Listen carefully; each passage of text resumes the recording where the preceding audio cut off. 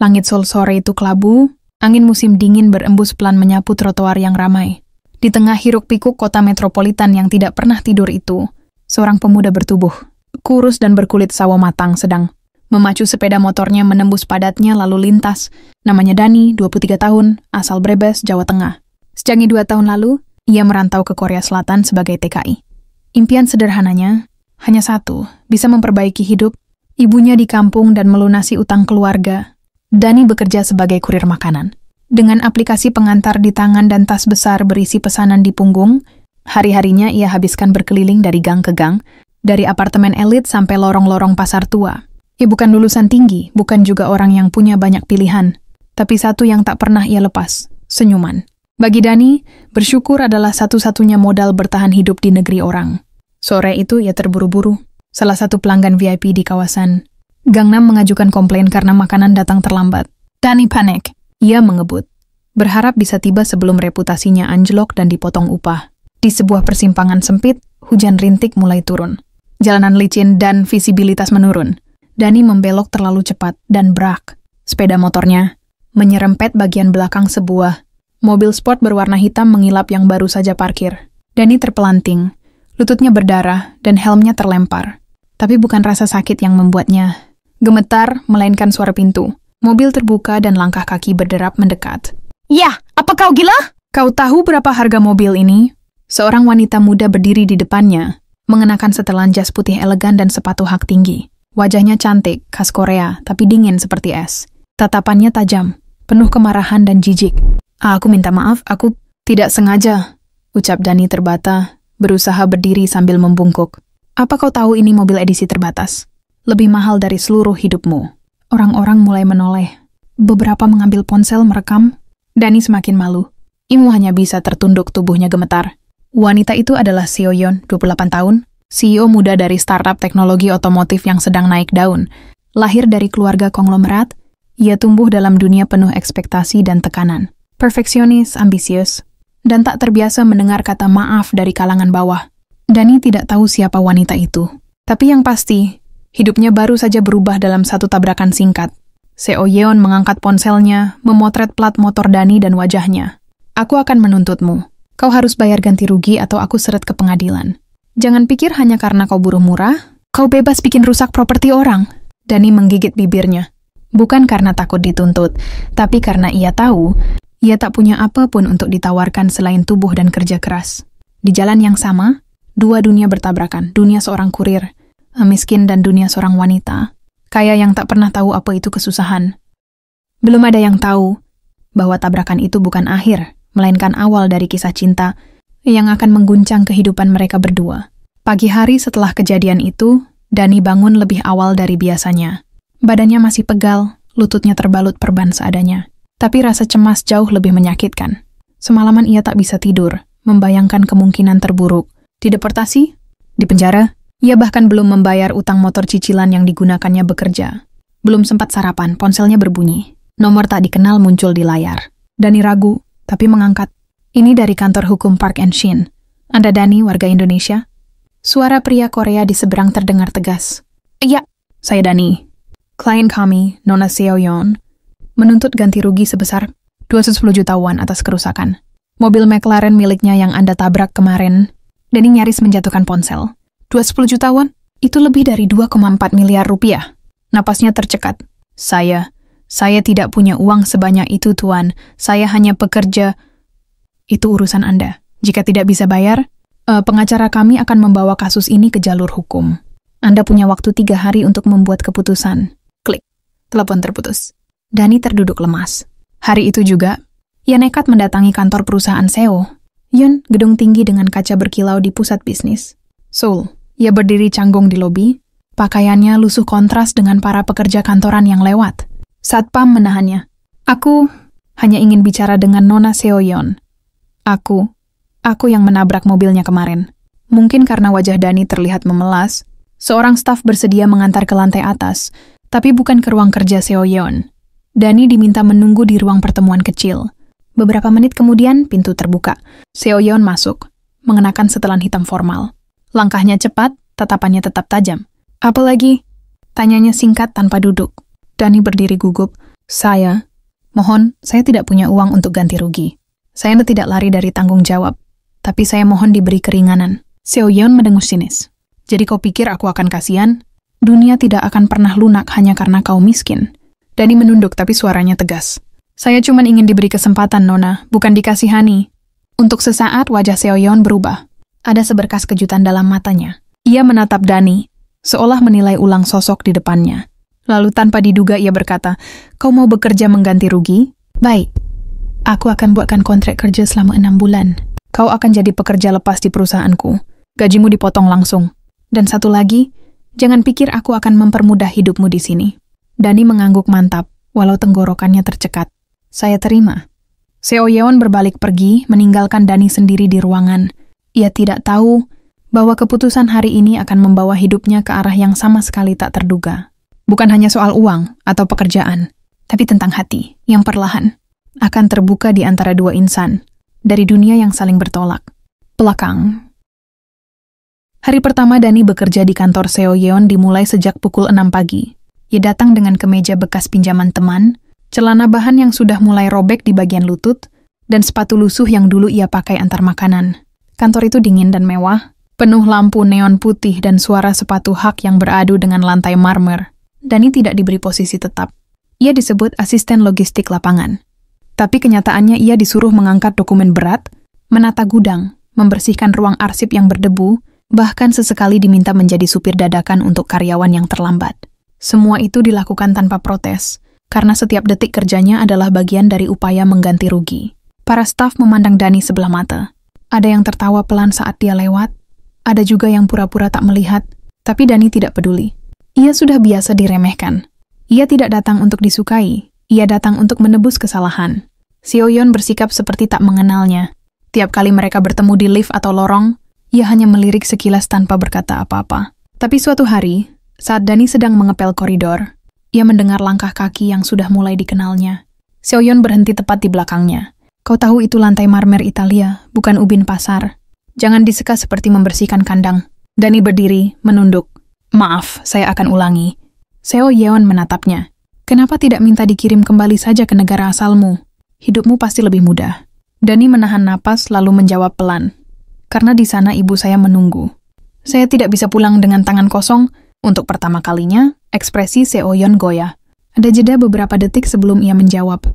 Kau keras kepala. Hari-hari berikutnya, Dani mulai menarik perhatian beberapa staf lain karena sikapnya yang tekun. Ia tak pernah membantah.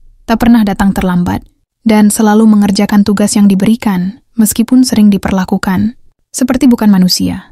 Bahkan saat diminta mengantar dokumen ke 3 kantor cabang dalam sehari, ia tetap menyelesaikan dengan napas terengah dan baju basah oleh keringat. Di satu sore yang sibuk, ketika listrik kantor sempat padam karena gangguan instalasi, Dani satu-satunya yang berani turun ke ruang genset yang sempit dan panas. Ia bantu teknisi menyambungkan ulang kabel. Lampu kembali menyala. Seo Yeon memperhatikan dari lantai atas. Diam-diam, ia melihat Dani dari jendela ruangannya. Penuh lumpur, peluh, tapi tak sekalipun mengeluh. Ada sesuatu yang aneh tumbuh di dadanya. Sesuatu yang belum ia kenali. Rasa ingin tahu, atau mungkin iba. Namun di kepalanya Seo Yeon menepis semua itu. Dia hanya seorang buruh. Tidak lebih, tapi di luar kesadarannya. Dunia mulai berputar. Dani tak lagi sekadar pengganti rugi. Ia mulai mengisi ruang yang selama ini kosong dalam kehidupan Seo Yeon. Musim semi mulai berganti panas. Sudah lebih dari 1 bulan Dani bekerja di kantor Seo Yeon. Selama itu pula, perlakuan dingin dari sang bos perlahan berubah, meski sangat tipis. Jika dulu tatapannya selalu sinis, kini kadang hanya datar. Jika dulu ia tak segan menyuruh Dani dengan kasar, kini suaranya sedikit lebih pelan, walau tetap tegas. Dan yang paling membuat Dani heran, beberapa kali ia dikirimi makan siang saat harus lembur mengangkat barang. Suatu sore, hujan turun deras. Dani baru saja selesai membersihkan ruang penyimpanan saat ia melihat Seo Yeon berdiri di depan jendela, menatap langit gelap. Kantor sudah sepi. Mereka hanya berdua. Aku suka hujan, kata Seo Yeon tiba-tiba tanpa menoleh. Dani agak kaget. Bosnya jarang memulai percakapan. Ia ragu menjawab, tapi akhirnya berkata pelan, di kampung saya kalau hujan, kami suka bikin mie instan, dimakan bareng di teras sambil lihat jalanan becek. Seo Yeon tersenyum samar. Kedengarannya menyenangkan. Tidak seperti makan malam formal yang membosankan.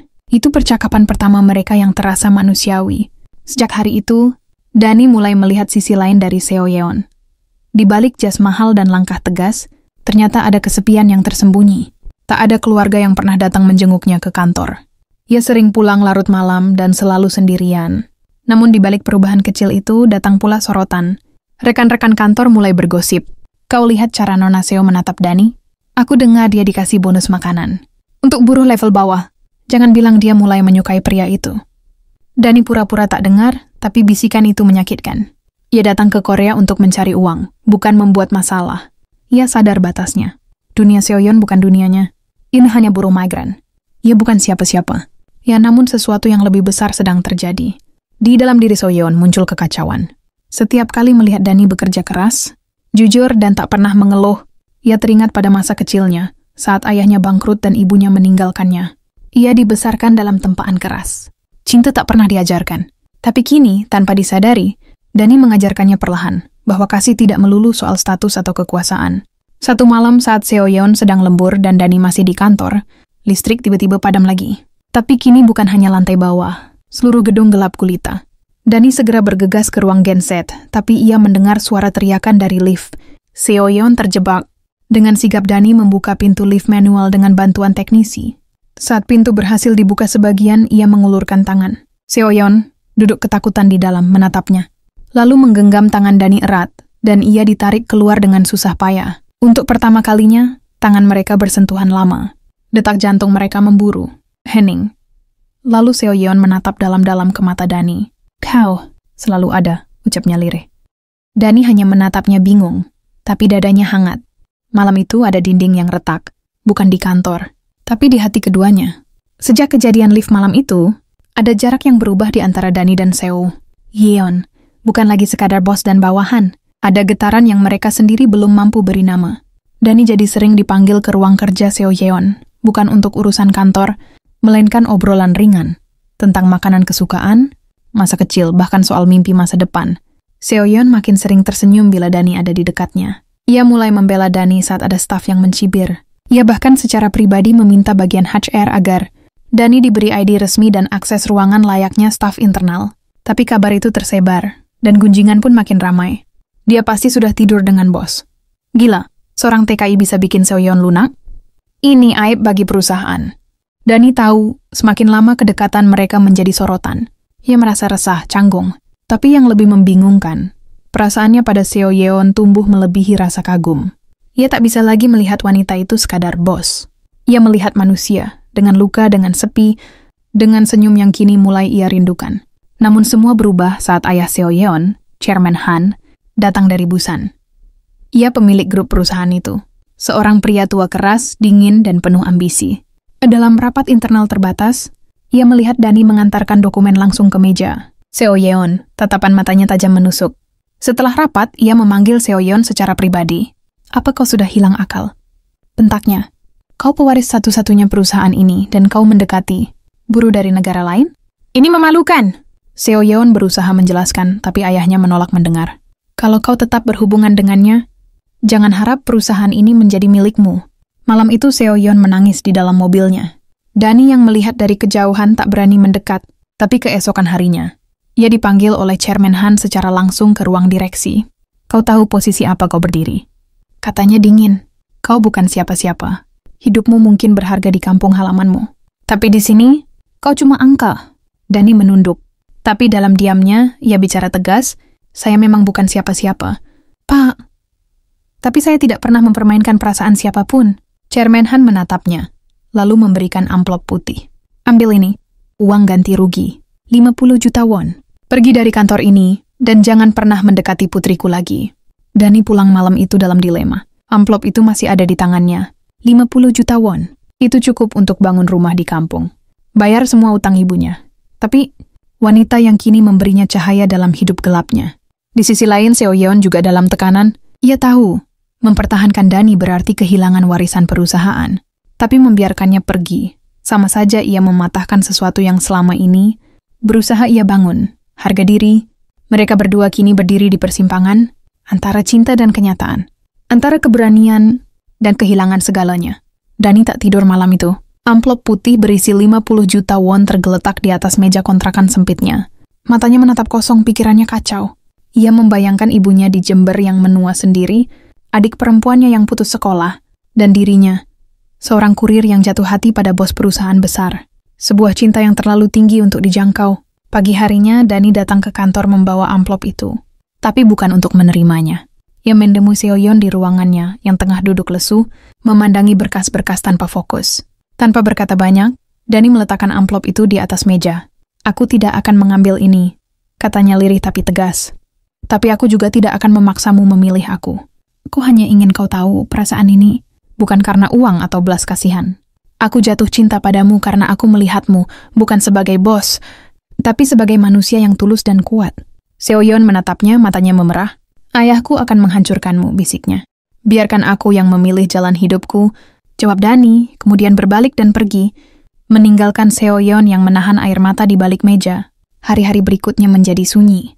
Dani tidak datang ke kantor. Ia kembali menjadi kurir makanan keliling. Ia memilih mundur sebelum dunia memaksanya. Tapi di sisi lain, Seo-yeon semakin kacau. Ia kehilangan fokus, mulai membantah keputusan ayahnya dalam rapat, dan bahkan sempat tak datang ke kantor selama 3 hari. Puncaknya, dalam rapat direksi terbuka, Chairman Han menyatakan secara resmi bahwa putrinya akan dicoret dari daftar pewaris perusahaan jika ia tidak tunduk pada keputusan keluarga. Sorotan media mulai mengendus kabar ini. Para investor mulai gelisah. Situasi makin memanas. Namun Seo-yeon, dengan suara tenang di tengah ruangan, menjawab tegas, "Kalau menjadi pewaris, berarti aku harus berpura-pura. Menjadi seseorang yang bukan diriku. Aku memilih pergi. Perusahaan ini dibangun ayahku dengan kerja keras.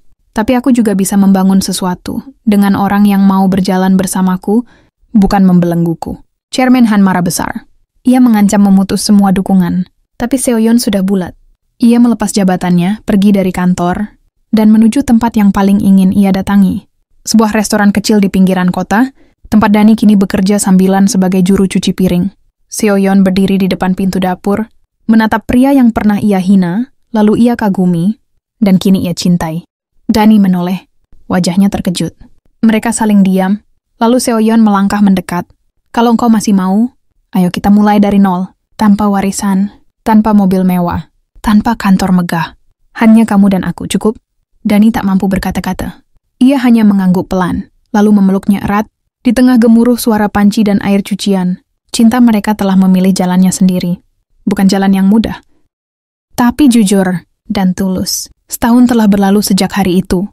Hari di mana Seo-yeon melepaskan segalanya demi seseorang yang tak punya apa-apa, kecuali ketulusan. Mereka menikah sederhana di kantor distrik Mapo, hanya disaksikan 2 orang sahabat. Dani sesama TKI dan seorang teman kuliah, Seo-yeon. Tak ada gaun mewah, tak ada pesta, hanya senyuman lega di wajah keduanya. Mereka tinggal di sebuah apartemen kecil di atas toko roti milik pasangan lansia, Korea. Seo-yeon mulai dari awal. Ia bekerja sebagai konsultan freelance di bidang keuangan digital, sambil perlahan membangun aplikasi pengelolaan usaha kecil. Dani masih menjadi kurir paruh waktu, tapi kini ia juga membantu Seo-yeon dengan desain dan logistik aplikasi. Mereka berbagi kopi, tugas rumah, tawa, dan harapan. Hari-hari mereka tidak selalu mudah. Kadang uang nyaris habis. Kadang mereka bertengkar karena lelah. Tapi tak pernah ada lagi rasa minder atau saling merendahkan. Hubungan mereka dibangun bukan dari status, tapi perjuangan bersama. Seo-yeon perlahan dikenal kembali, bukan sebagai pewaris grup Han, tapi sebagai pendiri startup kecil bernama Jiwa.